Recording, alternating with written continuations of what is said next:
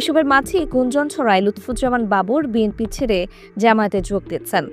বাবরকে সর্বশেষ দেখা যায় সাংবাদিক মাহমুদুর রহমানের বাসায় তার মায়ের মৃত্যুতে শোক প্রকাশ করতেন। সেখানেই বাবরের সাথে জামায়াতে ইসলামীর আমির ডাক্তার শফিকুর রহমানের দেখা হয়। তখন তারা একে অপরকে কোলাকুলি করেন, একই সাথে করেন কারাগারের স্মৃতিচারণ। মূলত এই ভিডিওর পরেই গুজব ছড়ায় লুৎফুজ্জামান বাবর জামায়াতে যোগ দিচ্ছেন। তবে এইসব খবরের কোনো সত্যতা পাওয়া যায়নি।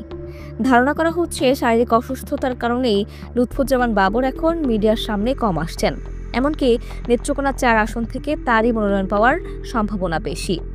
তবে বাবরকে ঘিরে বিএনপিতে যে এক ধরনের অস্বস্তি আছে সেটা স্পষ্ট। আর সেটা আজ থেকে নয়, বরং ২০০৮ সাল থেকেই। তখন বাবর কারাবাসে থাকা অবস্থাতেই নবম জাতীয় সংসদ নির্বাচন চলে আসে। লুৎফুজ্জামান বাবর তখন বন্দী থাকায় বিএনপি তার আসনে অন্য একজনকে মনোনয়ন দেয়।